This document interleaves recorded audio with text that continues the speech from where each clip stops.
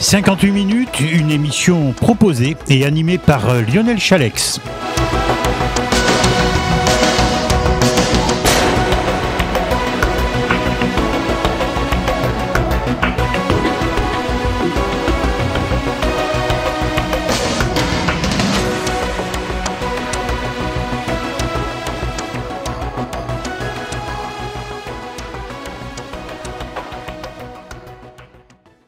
Bonjour à toutes, bonjour à tous. Nouvelle émission 58 minutes, comme pratiquement toutes les semaines. À mes côtés, c'est pas de coutume ou d'habitude, mais vous le connaissez pas trop. Il est derrière la technique normalement. C'est mon ami Jean-Yves. Bonsoir. Bonsoir Lionel. Et puis à la technique vidéo et le bras long, on ne sait jamais avec les manettes. Notre ami Gérard Pommier qui est là. Pour vous rendre compte sur YouTube de cette émission, que vous pouvez donc retrouver sur YouTube avec CLC Web Radio. N'hésitez pas à les retrouver. Du reste, il y a beaucoup de vidéos de notre radio depuis des années et vous pourrez vous rendre compte de ce que nous allons faire. Alors, 58 minutes va se transformer un tout petit peu. Moi, je dis on va l'améliorer. Ça sera toujours des invités, bien évidemment, quand ils seront là au rendez-vous. Mais on s'est dit avec Jean-Yves, pourquoi ne pas évoluer dans cette émission et traiter certains sujets entre nous. Donc on a là aujourd'hui une petite liste, je pense qu'on aura le temps de tout faire. Je vous annonce aussi une nouvelle émission avec Gérard Pommier. Nous allons être une des rares radios et télé en même temps à se déplacer sur le terrain. Et nous allons aller traiter certains sujets qui sortent, j'espère, de l'ordinaire. Voilà, ça rentrera dans le cadre d'une nouvelle émission. Le titre, le voici, c'est Bienvenue. Bienvenue. Une émission qui durera environ 1 heure. On n'a pas encore défini le jour. Ça sera sûrement tous les 15 jours. Il y aura une rediffusion les 15 jours suivants. Et voilà. Mais ça, on va vous en reparler dans... Allez, Gérard, tu es d'accord avec moi? Dans les 15 jours qui suivent. Le temps de faire un sujet, il y aura un peu de montage, etc. Voilà. Alors, on revient à 58 minutes. Et c'est Jean-Yves qui va inaugurer, puisque lui, il a envie de parler... chacun va traiter des sujets qu'il veut.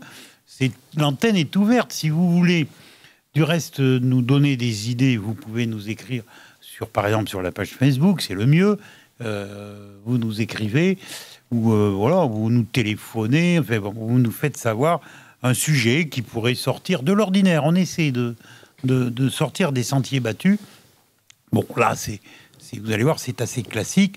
On va parler des radars, on va parler du silure. Ici, dans notre région, on connaît ça. On va parler des inondations et on va parler de l'intelligence artificielle. Voilà, c'est un reportage qui ne vient pas de nous, mais on va vous le diffuser. Donc, les radars, ça, tout le monde connaît. Il y en a beaucoup trop. Ici, dans notre région, alors on est servi, voire gavé. J'ai appris du reste, Jean-Yves, que les radars mobiles sont souvent à la demande des maires.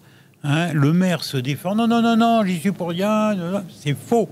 C'est faux. À Castillon-la-Bataille, par exemple, il y a un radar mobile qui est bien mobile. Il est soit à l'entrée d'un côté, soit à l'entrée de l'autre. Moi, je vous le dis, c'est le maire qui le réclame. C'est lui le responsable de vos PV, parce qu'en plus, ils sont placés surtout à l'entrée de Castillon en venant de Sainte-Foy-la-Grande. Il faut être vicieux, il n'y a pas d'autre mot, quoi. Hein. Il est mis à 30 mètres du panneau Castillon-la-Bataille. Bon, voilà. Je trouve ça très exagéré. Bon, de l'autre côté, quand on part sur Libourne, qu'on sort de Castillon, pourquoi pas? Mais enfin... Jean-Yves, tu me reprends. Souvent, il y en a un sur la rocade de Pineuil. Oui. Bon, il y en a un là. Il y en a un du côté de Véline. Tout à fait. Fixe. Il y en a un à l'entrée de la Motte. Oui. Fixe. Il y a éventuellement celui qui est autour de Castillon-la-Bataille, Après, on en a un au Bigarou. Tout à fait.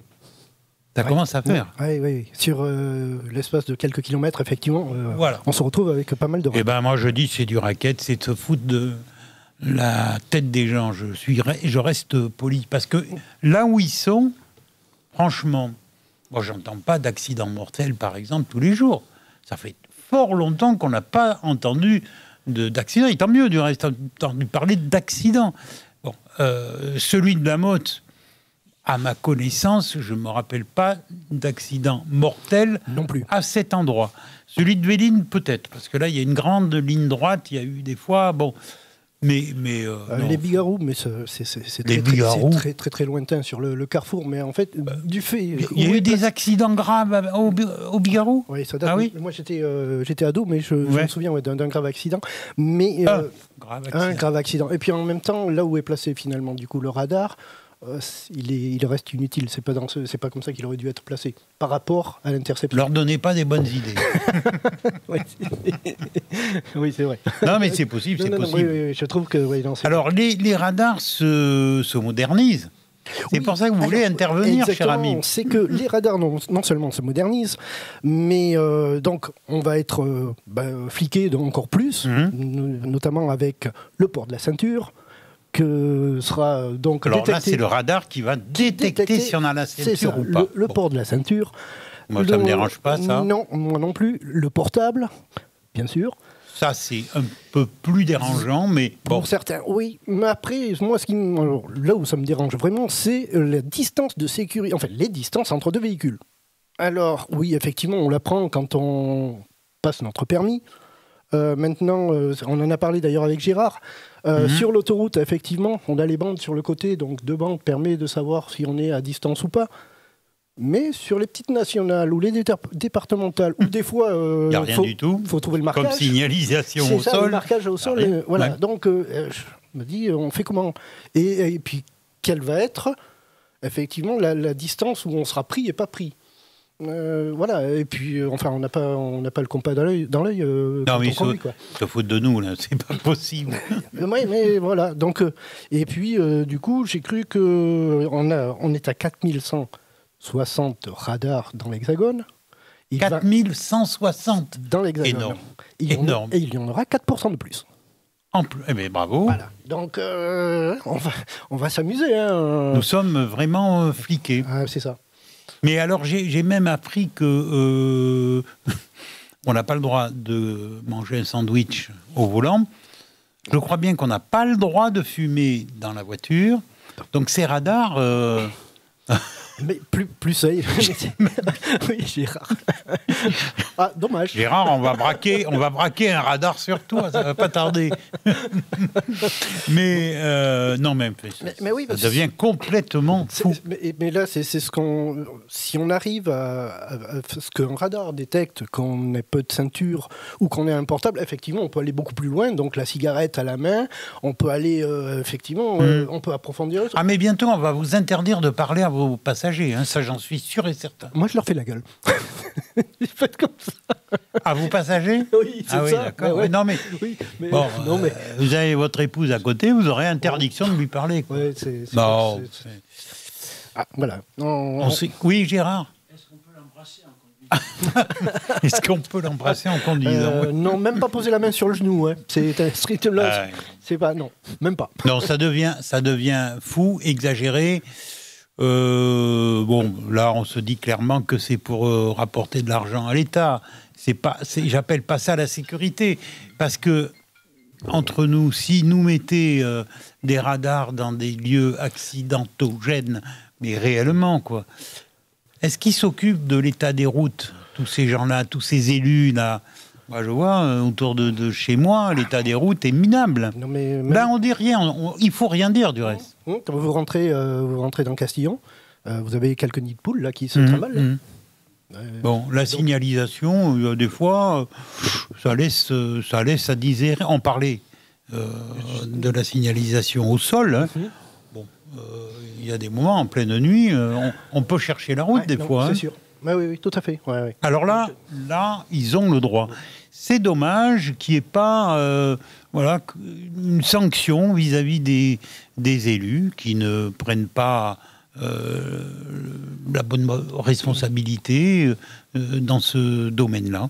Alors c'est facile, on pose un radar à l'entrée, un radar à la sortie, et en avant, on est tranquille. C'est comme les gendarmes couchés. Non, pour moi, ça dépasse l'entendement, quoi. D'abord, il y en a beaucoup qui sont pas dans les normes, hein, mais je croyais qu'on avait une libre circulation en France, et donc elle se réduit comme peau de chagrin, parce que ça, c'est bidon, ça amène de la pollution, les gens ralentissent, on passe le dos d'âne, et aussitôt après, allez hop. C'est ça. Ouais, bon. Oui. En plus, ça peut quand même, à mon avis, détériorer les véhicules. À force, hein. Et je me pose même la question, parce qu'ils ne sont tous pas égaux, donc au niveau hauteur. Oui, c'est ça. Donc c'est à celui qui mettra d'ailleurs plus haut pour faire plus ralentir. Quoi, donc. Mais les élus se donnent bonne conscience. Ah, moi j'ai fait ce qu'il fallait pour la sécurité. Hein. J'ai mis un gendarme couché à l'entrée, un autre à la sortie. Ça y est, moi je suis plus responsable. Hein. S'il y a des fous, voilà. Bon, et les rétrécissements. Ouais. Alors là, je dis, le monde est à l'envers, quoi. Dans des pays, on élargit les routes, et chez nous, on les rétrécit. C'est ça. Non, c'est débile, quoi. C'est débile. Oui, tout à fait. Voilà. Bon. Un peu plus sur les radars, Jean-Yves ? Sur les radars, non, je pense qu'on a fait un petit peu le tour. Bon, on sait tous que de toute façon l'amende c'est 135 € et que en fait ce sera cumulable. En fait, pas toujours. Non, pas toujours. Je crois bien. Par rapport à la vitesse, non, je crois pas que ça soit systématiquement 135 €. Non, il me semble que quand c'est des peu de dépassements, après, voilà, c'est en fonction. Oui. C'est pas tout à fait la même somme. Par contre, sur ces nouveaux radars, là où ce sera 135, de toute façon, c'est la ceinture. Ah oui. Le portable. Oui. Et tout cela est cumulable. Oui. Donc, si vous roulez sans ceinture, sans portable, et avec une distance de sécurité... Je pense que la ceinture, c'est bien rentré dans les mœurs. Oui, il y a eu un peu de tollé au départ, mais bon, je reconnais, pourquoi pas, que la ceinture peut sauver des vies. Donc, c'est à mon avis, plus important. Enfin, c'est aussi important que le restant. Le téléphone, je sais pas, je suis mitigé parce qu'il y a maintenant des appareils qu'on a dans les voitures et on n'a pas besoin de toucher le téléphone. Oui, il y a ça. Et puis je me rappelle à l'époque où les cibistes avaient le mic dans la main. Ah oui. Il n'y avait pas plus d'accidents que ça. Non plus, c'est vrai. C'est vrai. Des fois, on jonglait avec, mais... Ce qui est, à mon avis, dangereux par rapport au téléphone, c'est d'écrire. Oui, ça oui. Voilà. Oui. Ça, lire et écrire, là, et vous savez que j'en connais qui regardent la télé sur le téléphone en roulant. Hein. Ben, j'en connais dans mon entourage. Ah oui, sur les autoroutes, pas sur les routes secondaires, mais sur les autoroutes. Ah, Gérard serait d'accord pour regarder la télévision, mais c'est normal. Il est dans la vidéo, il ne peut pas aller contre lui. C'est pas possible. Ce serait contre nature pour lui. Ben oui. C'est sûr. Mais bon, voilà. Alors prendre le téléphone, bon, parce que maintenant, attention, même si vous êtes pris avec le téléphone à la main, ça y est, c'est une contravention. Sans parler, sans avoir un interlocuteur. Interdiction de tenir son téléphone à la main. Moi, je trouve que c'est un peu trop répressif. Je suis d'accord aussi. C'est peut-être difficile. Je reconnais que ceux qui se font prendre cherchent toutes les solutions possibles pour passer au travers. Mais enfin, quand même. Maintenant, c'est compliqué quand même. Oui. Donc, une fois qu'on est pris, on est pris. Je touche du bois. Je ne sais pas trop où j'en ai là. Oui. Bon, téléphone, moi, ça a été. Si, je me suis fait prendre au radar. Je trouve ça injuste à Bordeaux, à un feu rouge. Ouais. Enfin, je suis passé, il était au vert, mais pris dans l'embouteillage, j'ai continué à avancer et c'est passé au rouge. Clac. Ouais. Voilà. Oui. Alors là aussi, et j'ai suivi une file de voitures. Hein. Bon, qu'est-ce que c'est ? C'est mon... Oui. Non, ça doit être ça. Oui, c'est ça. C'était un... Oui. Donc, voilà. Bon, j'ai vu hier au soir à la télévision une émission sur la Chine. sur les loisirs en Chine, parce qu'alors eux, ils sont complètement fous. Ils créent des plages, des villes. Ils commencent à s'intéresser aux camping-cars. Enfin, en tout cas, ils sont fliqués d'une manière incroyable. Mais incroyable. Hein, c'est des caméras à droite, à gauche, derrière, devant. Il y en a partout. Ah oui, ouais. Partout. Ouais, On vit dans un monde où la sécurité... alors, il y a la sécurité, mais je trouve que le côté liberté... il n'y en a plus, il y en a de moins en moins. Ah oui, c'est ça, ouais. Parce que là, dans ces cas-là, le moindre... Mais on fait un pas et hop. Voilà. Alors nous, dans le milieu rural, on est peut-être un petit peu avantagé, mais je crains dans le milieu urbain où là...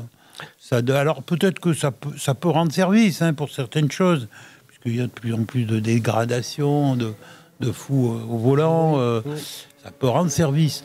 Mais pour celui qui quand même... est sociable, qui suit les directives, il est quand même pénalisé, il me semble. Oui, non, mais c'est sûr. Ouais.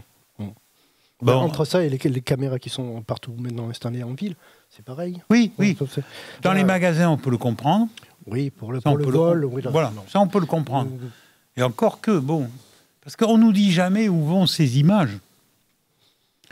Alors, généralement, de toute façon, elles sont conservées que 30 jours, pour la plupart.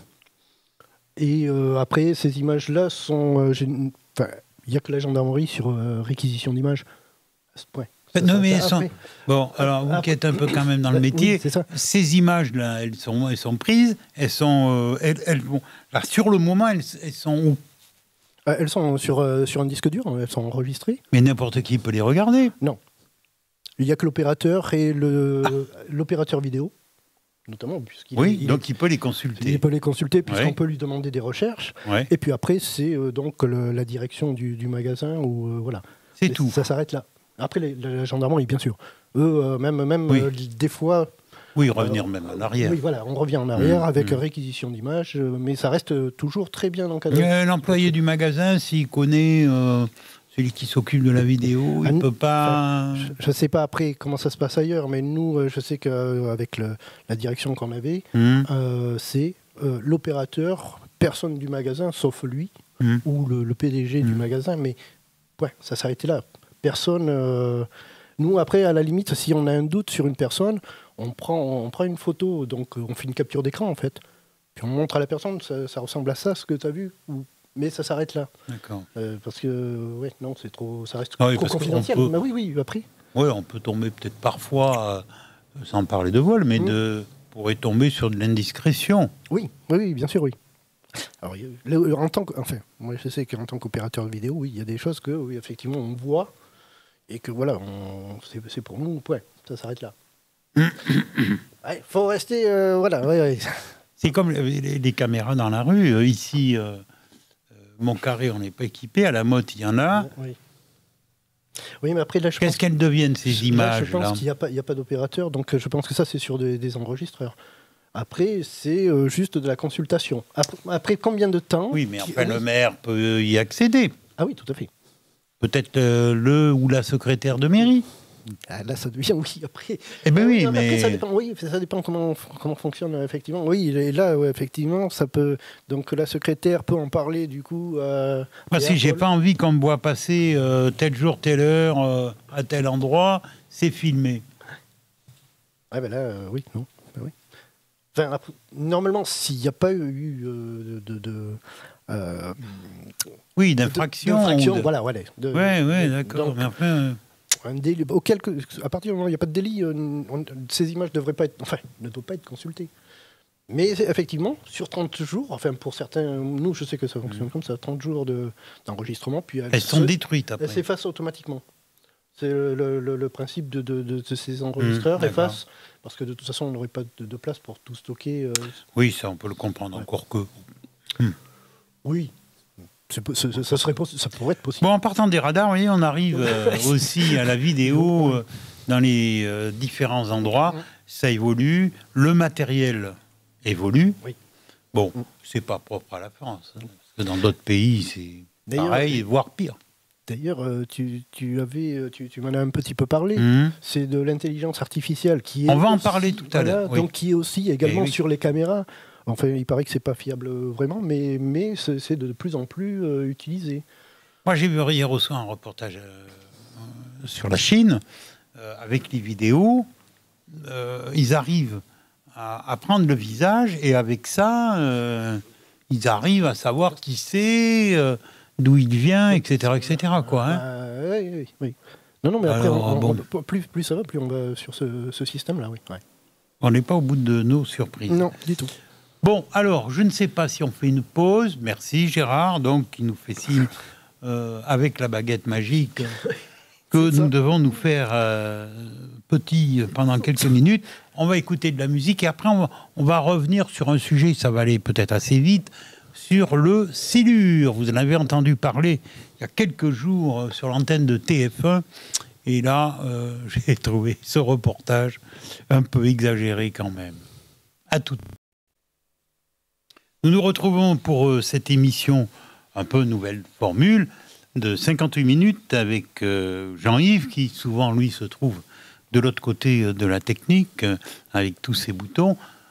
Nous avons Gérard Pommier qui est à la vidéo comme à l'habitude, on ne le dira jamais assez. Cette émission, vous pouvez la retrouver sur YouTube. Il vous suffit de mettre CLC Web Radio et abonnez-vous du reste. Comme ça, quand il y a une nouvelle émission qui est installée sur YouTube, eh ben, vous êtes prévenus. Vous pouvez aussi aller voir des émissions en arrière, puisqu'on existe depuis déjà quelques années. Mais bon, voilà, l'émission du jour, vous pouvez aller la retrouver là-bas. Alors, on a parlé des radars avec Jean-Yves. Maintenant, un tout autre sujet, puisqu'il a été d'actualité sur la première chaîne de télévision. Je suis tombé dessus par hasard. Le silure, on est concerné ici, puisque nous avons la Dordogne, donc qui se raconte tout et un peu n'importe quoi. La Dordogne, je revendique quelques connaissances. Et là, j'ai entendu des énormités. Il y a bien évidemment les pour que ce poisson puisse continuer sa vie dans la Dordogne, par exemple, ou il y a les contre qui disent que c'est un nuisible. Alors, nous sommes peut-être au bord que ce poisson soit classé nuisible. Je comprends les pêcheurs à la ligne, qui pour eux, c'est une super prise. Oui, c'est ça. Mais ce que je trouve dommage, je ne suis pas le seul, c'est qu'ils remettent ce poisson à l'eau. Il l'embête. Alors maintenant, il n'y en a plus beaucoup de pêcheurs professionnels parce que ce poisson a abîmé leur filet. Bon, il y a les pêcheurs professionnels, on ne peut plus pêcher la loze, on ne peut plus pêcher la lamproie. Il reste peu de choses pour eux. Mais c'est ça, hein, vu ce que le silure détruit, après reste ce qui reste, en fait. Il y a eu des études de fait au niveau de la centrale du Blayais. Il y a des eaux chaudes là-bas qui sont rejetées par la centrale. Et le silure a l'air de bien s'y plaire. Donc il y a eu des captures et il y a eu des silures qui s'étaient régalés avec des lamproies en quantité, même des aloses aussi, et d'autres poissons. Parce que vous avez des silures qui, en plus, atteignent des dimensions... moi, j'en ai vu des plus de 2 mètres, pesant 150 kilos. Alors, bon, ils vont pas manger le petit gardon. Justement, dans l'Aude, là, le record, 2,60 m d'un silure. Voilà. Et c'est arrivé, ça, le 20 octobre, donc c'est pas... Ah oui, c'est pas vieux. Non, c'est pas vieux. 2,60 m. 2,60 m. Et ça fait partie d'un des records. Alors, ce qu'il faut savoir, c'est que ce poisson n'est pas de chez nous. Il a été introduit. Maintenant, on en trouve partout, dans les fleuves, dans les rivières, certains cours d'eau. Il aime les trous, il aime un peu la profondeur, mais enfin quand même. Alors moi, je vous le dis, j'ai goûté le silure. J'ai goûté les filets en brochette. Ouais. Faut le faire mariner. Et c'est quand même un poisson qui a un petit peu goût de terre. Il faut le relever pas mal. C'est pas la lamproie, hein, loin de là. Hein. Ouais. Donc, sur le plan culinaire, il n'y a pas d'intérêt. Donc, quand j'entends des gens qui se disent on va cuisiner le silure et puis on va le faire goûter et puis on va le vendre, quoi, parce que c'est qu'une question de fric, et ben ça me désole. Et je suis modeste au micro. Parce qu'ailleurs, j'ai été beaucoup plus Virulent. incisif, quoi. Bon, voilà, c'est faux. Le silure, qu'on se batte pour la lamproie, oui, peut-être, mais le silure, non, c'est un nuisible. Vous avez le président du conseil régional, Alain Rousset, qui est un pêcheur et qui, lui, est pour considérer le silure comme poisson nuisible. Moi, ce que je demande aux pêcheurs, c'est de ne pas le remettre à l'eau, pour pas que ça pullule, parce que c'est un poisson qui se multiplie assez rapidement. C'est ça, quoi, hein. oui, en Et reproduction, donc, oui. moi, je veux bien croire, quand c'est peut-être un peu exagéré, mais que certains pêcheurs disent, oh, dans la Dordogne, par exemple, il n'y a plus de poissons, il n'y a plus rien, ça vaut plus le coup de pêcher. Bon, ils sont peut-être assez proches de la vérité, parce que les silures, un cendre, un brochet, ça leur fait pas oui, peur. non, Hein. c'est ça, oui. De toute façon, Il faut tenir compte de ça, même une carpe, hein, ça leur fait pas peur. oui. Hein. Voilà. Non, mais vu le gabarit du poisson, enfin voilà, on sait très bien que Complètement. rien ne lui échappe. Alors, je trouve dommage qu'on fasse la promotion de ce poisson, qu'on s'interroge peut-être, mais de là à faire la promotion, c'est dommage. C'est dommage pour la Dordogne, puisque ici, c'est la Dordogne, il y a la Garonne, il y a la Charente, de toute façon, il y en a partout. Dans la Loire, il y en a partout, dans le Rhône, il y en a... Oui, parce que là, l'article là était dans l'Aude, donc voilà, donc effectivement, il y en a partout. Et ça prospère. Prospère très vite. Oui, c'est vrai. Alors, moi, en tout cas, voilà, essayez de faire passer le message, le silure, classons-le le plus rapidement possible, nuisible, qu'on n'en parle plus, et alors surtout, quoi, éviter de les remettre à l'eau. Bah oui, une fois pêché, bien sûr. Je reconnais, c'est une belle prise, c'est un gros poisson, hein. C'est le plus gros du fleuve ou de la rivière, mais pitié, quoi. Les remettez pas à l'eau, quoi. C'est vraiment absurde. Et puis, sur le plan goûteux, ne croyez pas trop aux sirènes de l'argent pour certains qui veulent puisqu'ils vendent plus de lamproie, donc maintenant ils veulent essayer de vendre du silure. Soyez très, très, très méfiants. Oui, voire peut-être à éviter, du coup. Ben, moi, je dis... oui, après, franchement, bon. oui, bien sûr. Mais à éviter, quoi. Vous n'allez pas tomber à la renverse. Voilà, mais bon, il y en a qui sont prêts à tout pour gagner de l'argent. C'est ça. Alors, on va rester un petit peu avec l'eau. Là aussi, on pourrait dire 2-3 mots. Nous vivons une période... C'est surprenante, il y a des inondations partout. Oui. Ici, touchant du bois, la Dordogne reste calme. Je l'ai vu pourtant, moi, depuis que je suis là, à des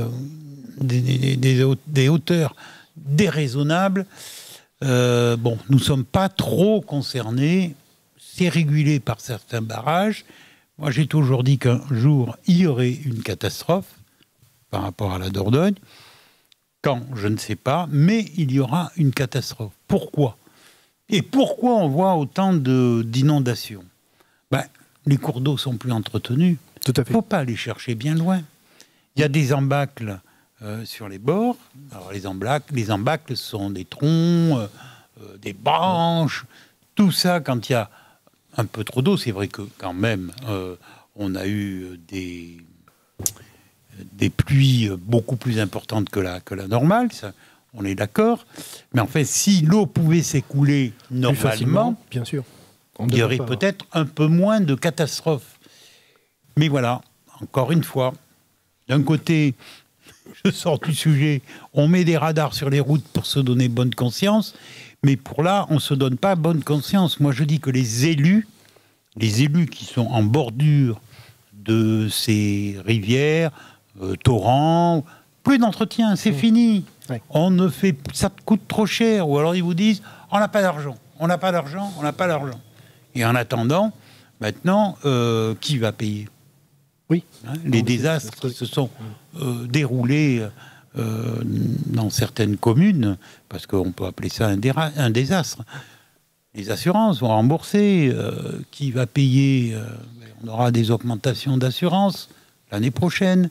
Mais moi, je dis que les élus n'entretiennent plus les cours d'eau. Ici, en Dordogne, depuis quelques années, existe un organisme qui s'appelle Épidor, payé par le contribuable. Qu'est-ce qu'ils font, ces gens-là, pour entretenir les berges? Rien. J'exagère un tout petit peu en disant ça, mais moi je dis rien.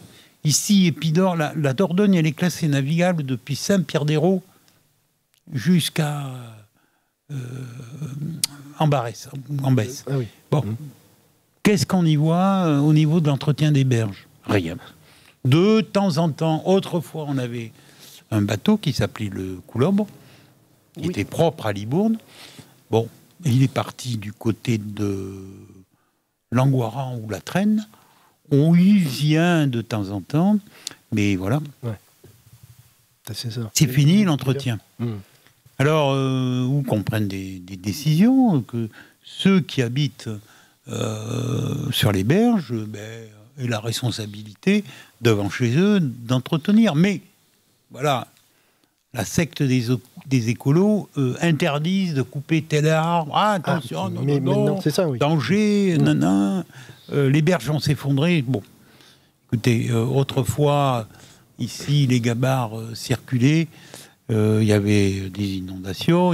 Enfin, c'était pas comme maintenant, quoi. Aujourd'hui, encore une fois, pour notre région, touchons du bois, mais dans d'autres, voilà. Moi, j'avais envie de pousser un peu ce coup de gueule, quoi, parce que les élus se frottent les mains, là, voilà, il faut pas les attaquer, il faut pas dire rien du mal d'eux, mais la preuve est là, quoi. Moi, je vois pas beaucoup d'engins nettoyer ici les berges de la Dordogne. Ah non, mais du tout. Alors, il y en a eu quelques-uns. Il y a eu quelques maires qui ont voulu bomber le torse. Je ne dirais pas de nom parce qu'il y en a eu pas loin d'ici. On nettoie la berge sur 2 kilomètres. On fait venir quelques associations qui vont nettoyer. On ramasse quelques subventions. C'est propre, il n'y a rien à dire. Et au bout de 2 ans, 3 ans, on revient au point de départ. Parce qu'il n'y a aucun entretien. Oui. Aucun entretien. Voilà. Alors, tant pis si je tape, vous allez dire, mais ils tapent sans arrêt sur les élus, mais bon, ils sont là aussi pour ça, quoi. L'entretien des routes, l'entretien des berges, des rivières et des fleuves, pour éviter certaines catastrophes. Mais bien sûr. Qu'est-ce que vous en pensez, Jean-Yves? je suis complètement d'accord avec toi, Lionel. Après, enfin, en même temps, je me dis, si chacun en mettait un petit peu aussi du sien. Alors, là, je suis d'accord avec aussi ceux qui habitent près des berges où ils pourraient. Alors, moi qui fais du vélo et des fois, donc, le long de la rivière, en allant sur Sainte-Terre, effectivement, il y en a qui jouent le jeu, qui le font. Oui. Malheureusement, pas tous. Oui, mais il y en a certains qui se sont tirés les oreilles. Ah, oui, avant, c'était VNF qui s'occupait de la Dordogne, maintenant c'est Épidor, et ils se font tirer les oreilles parce que vous avez coupé ça. Voilà. Donc, c'est incroyable. Oui, c'est ça. Oui. Si effectivement, alors, il y en a certains qui sont découragés. Hein. Oui, bien sûr. C'est que dès qu'on fait quelque chose, si on se fait tirer les oreilles, là, effectivement, on n'a pas envie d'y retourner. Quoi. Voilà. Et donc, mais pourquoi pas lancer l'idée de ceux qui habitent en bordure d'un fleuve, ils ont la charge de l'entretien jusqu'à l'eau, et puis voilà. Oui, voilà, c'est ça, oui. C'est ce qu'il faut. Voilà. Moi, je trouve que ça serait pas une. Il y aurait des grincheux, c'est sûr, mais je trouve que ça ne serait pas une mauvaise idée. Oui, c'est ça. C'est pour ça, c'est ce que je disais. Puisque les organismes officiels comme Épidor ne font rien. Donc il y a un moment, il faut prendre des décisions, il faut Oui. faire quelque chose. Oui. Et là, on parle que des berges. Hein. Oui. Parce qu'ici, dans notre secteur, à l'époque où il y avait les pêcheurs, je ne vais pas me faire des amis, mais tant pis. Moi qui circulais beaucoup sur la Dordogne, professionnellement, je peux vous dire une fois devant Sainte-Terre, pour ceux qui connaissent cette commune, on y pêchait la lamproie. Bon, il y a plusieurs techniques pour pêcher la lamproie, mais moi j'ai compté des bidons en plastique une fois, 32, mais sur 200 mètres. 32 bidons plastiques, hein, pour mettre la nasse au fond de l'eau et attraper ce qu'on doit attraper, quoi. Bon. J'en ai vu aussi des bidons en plastique comme ça, à Saint-Jean-de-Blégnac, c'est pas très loin d'ici, dans le chenal de navigation. Ouais. Dans le chenal de navigation. Bon, c'est incompréhensible, quoi.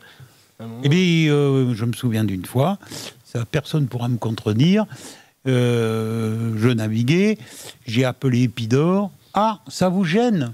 Ben, j'ai dit, moi, ça peut être dangereux, quoi, parce que si je prends une hélice dans une corde de ces bouées, ça peut m'immobiliser le bateau, et pourquoi il finirait pas sur une pile? Ah oui, il y a danger, bon, mais alors, on va arrêter la navigation.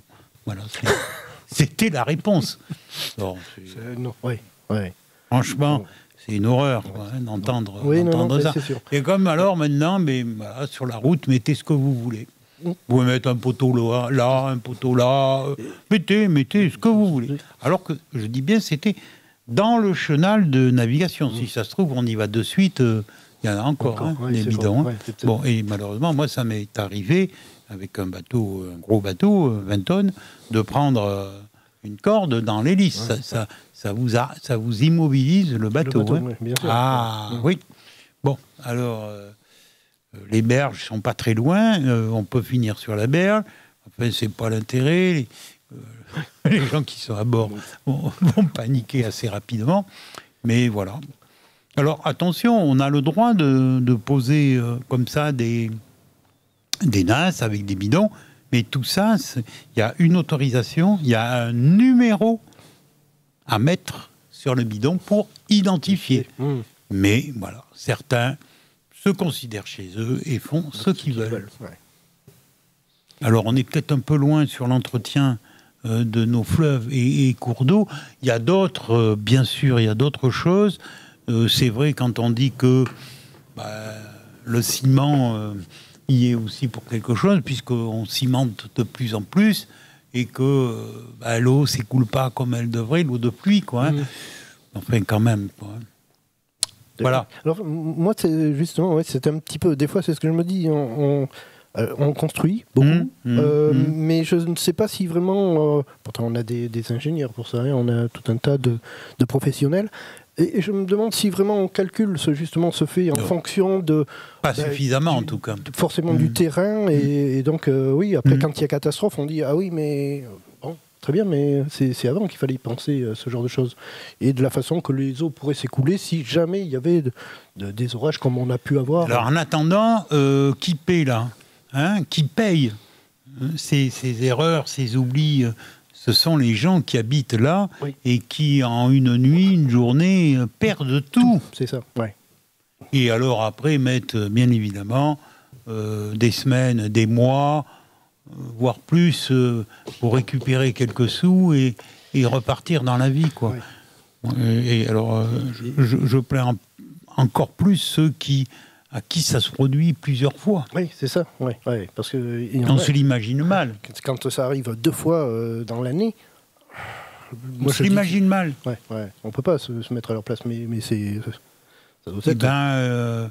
Il y a certains élus. J'ai entendu dans tous les reportages qu'on a pu écouter à la télévision, j'ai entendu un élu dire que l'entretien des berges y était pour quelque chose, que l'entretien ne se faisait plus comme auparavant, quoi. Un élu. Sur tous les... Bon, j'ai peut-être pas tout regardé, mais j'ai dit quand même, celui-là, au moins, il est honnête et sincère, et il reconnaît l'erreur, quoi. Voilà. Bon. Je ne sais pas si les choses avanceront, parce que cette année, en matière d'inondation, on est quand même servi, quoi. Hein. Ouais, ouais. Et même dans des endroits où on ne s'y attendait pas. Regardez, ce week-end, et quelques jours la semaine dernière, sur la Côte d'Azur, je connais un petit peu ce coin-là. Bon, incroyable, quoi. Incroyable. Ouais. Voilà. J'ai terminé sur les inondations. Donc, on va refaire une petite pause musicale, cher ami. À tout de suite. Alors, nous reprenons cette émission 58 minutes avec les différents sujets que nous avons vus avec Jean-Yves. Et là, vous allez écouter ce reportage. Interrogez-vous. Je pense qu'il y a des questions à se poser. Voilà, j'en dis pas davantage. Écoutez bien, tendez bien l'oreille. Docteur Laurent Alexandre, bonsoir. Vous êtes chirurgien, neurobiologiste, énarque. Vous avez fondé Doctissimo et vous publiez La guerre des intelligences chez Jean-Claude Lattès, intelligence artificielle contre intelligence humaine. Mais docteur Alexandre, elle a commencé cette guerre. Dimanche soir, Emmanuel Macron, lors de son interview, nous expliquait que des centaines de milliers d'emplois dans la banque étaient menacés par l'intelligence artificielle, puisque désormais, dans les banques, mon conseiller de clientèle est remplacé par une intelligence artificielle, par un automate. Oui, on a une transformation radicale de l'économie. On l'a déjà eu dans le passé. Hein. Il y avait 29 000 porteurs d'eau à Paris et ils ont tous disparu quand l'eau courante est arrivée. Donc ce qu'on va voir dans des métiers comme chauffeur routier, taxi, banquier, comptable, c'est une disparition des emplois. Dans beaucoup d'autres secteurs, les emplois ne vont pas disparaître, ils vont changer. Les travailleurs vont devoir devenir complémentaires de l'intelligence artificielle. Vous dites ça très tranquillement, mais en ce moment, il y a beaucoup de parents qui se disent « Tiens, mon fils va être dentiste, ma fille va être radiologue ». Ce sont des métiers, vous le dites dans le livre, dentiste, radiologue, qui sont en grand danger, en voie de disparition. Alors, orthodontiste, oui, va muter radicalement, mais il faudrait que l'éducation nationale cesse de s'occuper de ces problèmes syndicaux internes et s'occupe un peu du futur. Il faudrait qu'il y ait une cellule de prospective à l'éducation nationale qui réfléchisse à l'avenir des métiers, à l'avenir de l'intelligence artificielle pour orienter nos enfants vers des endroits où ils vont être complémentaires de l'intelligence artificielle, au lieu de les envoyer, comme elle le fait aujourd'hui, vers des endroits où ils vont être laminés par l'intelligence artificielle. Pourquoi l'intelligence artificielle va-t-elle changer le métier d'orthodontiste ou de radiologue? Parce que maintenant, l'intelligence artificielle est capable de faire et de définir le meilleur traitement orthodontique et de faire en impression 3D des empreintes transparentes qui remplacent les bagues, et il n'y a plus besoin pour l'orthodontiste de bosser. Et c'est pareil, l'intelligence artificielle... Et c'est fabriqué en Californie en face de chez Google. Ah oui. Et l'intelligence artificielle, c'est mieux qu'un radiologue, voir les prémices d'un cancer? Oui, et puis ça va être de pire en pire. Mais le radiologue, il va se reconvertir. En revanche, le chauffeur routier, ça va être beaucoup plus compliqué. Alors, on voit bien qui sont les gens menacés. Qui sont les gagnants? Quelles sont les firmes qui se cachent derrière cette intelligence artificielle? Alors, vous avez deux types de gagnants. Il y a les entreprises qui possèdent l'intelligence artificielle. Google, Apple, Facebook, Amazon, les géants américains de la tech. Et puis, il y a des Français là-dedans? Non, aucun Européen. Nous, on est des crapauds. Et puis les BATX, Baidu, Alibaba, Tencent, Xiaomi en Chine. Et en Europe, il n'y a rien. Ça, c'est côté entreprise. Puis côté humain, c'est très clair. Dans une économie de la connaissance et de l'intelligence artificielle, les gens les plus intelligents, les plus doués, les plus innovants seront les maîtres. Et les gens moins doués, si on ne fait pas très attention et si on ne les forme pas, seront des parias. Et c'est dramatique. Ça, d'ailleurs, vous dites dans votre livre, nous, on a des cerveaux bien formés, on les exporte aux États-Unis où ils vont travailler pour ces géants qui, demain, domineront l'intelligence artificielle et la fabriquent déjà. La fabriquent déjà. C'est Google, Facebook, Amazon et Apple qui fabriquent l'intelligence artificielle. Ça veut dire quoi concrètement? Alors, ça veut dire qu'ils vont dominer le monde de la médecine et qu'ils seront capables demain, à moi, malade, de me vendre... Si nous ne faisons pas très attention, l'éducation et puis la santé demain seront fabriqués en Californie, seront made in California. Parce que l'intelligence artificielle va être indispensable pour personnaliser la médecine et personnaliser l'éducation. C'est-à-dire pour savoir comment, pour un enfant donné, il va le mieux apprendre. C'est l'intelligence artificielle qui le fera. Et si en Europe, nous ne développons pas tel ADN, besoin, et donc il faut qu'il a telle structure de raisonnement, et c'est comme ça qu'il faut lui apprendre. Et quelles conséquences, si nous passons à côté de tout ça? Nous serons une nation sous-développée. Vous savez, la Grèce était le centre du monde il y a 2000 ans, et elle est devenue un pays sous-développé. L'Espagne était le centre du monde, elle est devenue un pays beaucoup moins développé. Ce ne sera pas la première fois qu'un continent, qu'une zone géographique manque une révolution technologique. Si nous passons notre temps à geindre et que nous ne bossons pas, il est certain que nous serons vassalisés par les géants du numérique chinois et californiens. Alors, est-ce que, à l'inverse, les géants de l'intelligence artificielle peuvent à terme prendre, comme dans les films de science-fiction, prendre le contrôle des humains. Parce que vous dites, à un moment, ça va s'emballer là. C'est-à-dire que maintenant, l'intelligence artificielle, elle est capable de s'auto-alimenter. Il y a des gens très pessimistes. Moi, je ne suis pas pessimiste. Il y a des gens très pessimistes. Par exemple, Elon Musk, le fondateur des automobiles Tesla, pense que l'intelligence artificielle peut devenir hostile entre 2030 et 2040. Moi, personnellement, je n'y crois pas une seconde. J'exclus que l'intelligence artificielle cherche à exterminer l'humanité avant 2050. De toute façon, on peut toujours débrancher une machine. Alors, si on pense qu'une intelligence artificielle va se laisser débrancher, c'est qu'on est très très naïf. Pourquoi ? Non, bien évidemment, parce qu'elle raisonne plus vite que nous, elle raisonne à la vitesse de la lumière. C'est-à-dire que le temps que nous débranchions, il y a longtemps qu'elle aura débranché le bouton stop.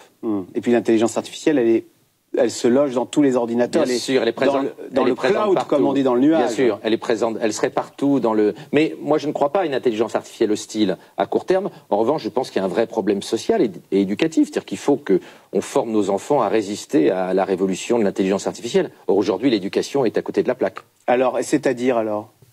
Eh bien, il faut cesser de former des gens à des métiers qui vont disparaître. On forme encore des camionneurs, on forme encore des comptables, on forme des tas de gamins à des métiers qui ne tiendront pas face à l'intelligence artificielle. Il faut remettre des humanités, l'esprit multidisciplinaire, l'esprit critique. C'est ça qui va permettre aux enfants de se défendre face à l'intelligence artificielle. Pas du tout d'être technicien. Sur tous les métiers techniques, l'intelligence artificielle va faire 1000 fois, 1 million, 1 milliard de fois mieux que nos enfants.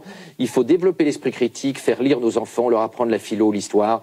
L'esprit critique est fondamental. Et si j'avais un seul conseil à donner aux parents, c'est faites lire 3 livres par semaine à vos enfants. C'est la meilleure protection contre l'intelligence artificielle. Mais c'est très contre-intuitif, ça. On se dit, le 21e siècle est numérique, est digital, alors il faut aller dans ces métiers-là, il faut apprendre à coder, etc. Et vous nous dites pas du tout. Il faut faire de la philo, il faut apprendre Il faut connaître la science et avoir une culture scientifique et technologique, et bien connaître le numérique, bien sûr. Mais tout le monde l'aura, ça. Ce qui est important, c'est d'avoir un esprit critique. Et l'esprit critique, il s'acquiert par les humanités, il s'acquiert par la lecture. C'est pour ça qu'il est fondamental de faire lire nos gamins. Alors, vous dites, ce livre s'appelle « Intelligence artificielle contre intelligence humaine ». Donc l'intelligence humaine va chercher à entrer en compétition avec l'intelligence artificielle. Et vous dites, à se défendre, voilà. Et alors vous dites, dans les années à venir, on va chercher à améliorer, c'est un tabou que vous levez, on va chercher à améliorer notre QI. C'est, dites-vous, la dernière grande source d'inégalité aujourd'hui. Nous avons des QI très différents et on s'en accommode fort bien. Les inégalités économiques entre nous sont directement liées aux inégalités intellectuelles. C'est un tabou, mais les gens les plus intelligents gagnent plus que les gens les moins intelligents. Les gens les plus innovants gagnent plus que les gens les moins innovants. C'est une terrible réalité. Et à l'ère de l'intelligence artificielle, ça va être encore pire. Nous risquons d'être dans une situation où nous n'avons plus du tout besoin des gens pas très doués. C'est la raison pour laquelle il est urgent de réformer l'éducation et la formation. Nous ne pouvons pas abandonner des hordes de gens moins doués, moins innovants. Il faut les aider à monter et à trouver une place dans le monde de l'intelligence artificielle. Et à l'heure où partout dans le monde, les parents veulent le meilleur pour leur enfant, est-ce qu'on peut imaginer que des problèmes d'éthique se posent rapidement, que dans certains pays, on se dise, allez, on va manipuler le génome pour faire en sorte que demain, que mon enfant ait le plus de chance dans la vie de réussir. Les problèmes éthiques, politiques et philosophiques immenses sont devant nous. Il y a 2 technologies qui posent problème. La première, c'est la sélection des embryons. On sait qu'en Chine, 50% des parents souhaiteraient augmenter le quotient intellectuel de leurs enfants pour les rendre plus compétitifs face à l'intelligence artificielle. Vous imaginez si on rentre dans un scénario comme dans le film Bienvenue à Gattaca, où tout le monde cherche à améliorer l'ADN de ses bébés? Et puis l'autre technologie... Et dès que la technologie sera prête et efficiente, vous pensez il est probable qu'en Chine, elle sera immédiatement utilisée. Ouais. Avoir son gamin qui a le quotient intellectuel de Bill Gates, plutôt que d'en faire un cantonnier, sera considéré à tort ou à raison par beaucoup de Chinois comme quelque chose de tout à fait digne et de tout à fait bien. Même si chez nous, il n'y a que 13% des parents dans les sondages qui se disent prêts à utiliser ces technologies-là pour augmenter les capacités intellectuelles de leur enfant. Puis la deuxième technologie qui pose problème, c'est la nouvelle société d'Elon Musk, le fondateur des automobiles Tesla, qui a fondé une société, Neuralink, qui est destinée à mettre des microprocesseurs, des circuits intégrés dans le cerveau de nos enfants pour les rendre plus intelligents et plus compétitifs face à l'intelligence artificielle. On imagine les problèmes éthiques que c'est. Allons-nous accepter de mettre des microprocesseurs dans le cerveau de nos enfants et de nos petits-enfants? Il faut y réfléchir, c'est un problème politique majeur. Oui, mais on accepte bien de mettre des lunettes pour améliorer les performances de sa vue. Vous croyez que de la même façon... Mettre des lunettes et mettre un microprocesseur dans le cerveau des petits, c'est pas de même nature. C'est un monde terrifiant que vous nous décrivez. Et pourtant, vous nous dites, on y va tout droit. Regardez, là, on vient d'implanter le premier cœur artificiel à l'hôpital Georges Pompidou. Un cœur bon, tout le monde trouve ça très bien et allons-y. Donc on va vers le transhumanisme. Il y a une immense majorité des gens qui sont finalement transhumanistes et qui souhaitent qu'on ait le plus de technologie possible pour être le plus intelligent possible, moins vieillir, moins souffrir, moins mourir. Mais il y a une petite minorité de gens, notamment parmi les croyants, qui pensent qu'il faut arrêter ce toboggan technologique fou et qui veulent revenir à plus de sagesse, qui veulent qu'on arrête de courir toujours après la technologie. D'ailleurs, parmi ces conservateurs, certains se verraient bien débrancher l'intelligence artificielle, mais si nous ne le faisons qu'en France et en Europe, pendant que la Chine et la Californie galopent, nous deviendrons une colonie numérique des nouveaux maîtres de l'intelligence artificielle. Voilà, c'est passionnant, fascinant, un peu effrayant par moments. Merci beaucoup, docteur Laurent Alexandre. Donc je rappelle votre livre, La guerre des intelligences, c'est chez Lattès. Merci. Merci. Vous restez avec... Voilà, c'était un reportage, alors on va vous dire la vérité, que moi j'ai reçu, mais qui a été diffusé sur la 5. Hein, je l'ai reçu avec le titre « C'est effrayant ». Bon, c'est bien le cas, quoi. Je ne vous en dis pas davantage, ça porte à réfléchir, mais je pense que nous sommes très, très proches de la réalité. Voilà, cette nouvelle émission de 58 minutes va se terminer, nouvelle formule. On va se retrouver aussi avec des invités, hein, bien évidemment. Merci à Jean-Yves d'avoir participé. Non, mais on va revenir avec d'autres sujets. Oui, bien sûr. Oui. Et puis, on va vous souhaiter une bonne fin de soirée. Exactement. Bonsoir à tous. Et puis, on se donne rendez-vous mardi prochain pour une nouvelle émission, 58 minutes. Je vous le dis, nous aurons le docteur Jacques Lacroix avec nous. C'est encore 1000 fois excusé. Il a des problèmes. Je n'ai pas à les détailler ici à l'antenne. Mais bon, rien de bien grave non plus, hein. Mais bon, voilà, sa disponibilité n'est pas possible actuellement, mais mardi prochain, il sera avec nous. Merci à Gérard Pommier qui était à la réalisation de cette émission et bonne soirée et à très bientôt. Bonsoir. 58 minutes, une émission proposée et animée par Lionel Chalex.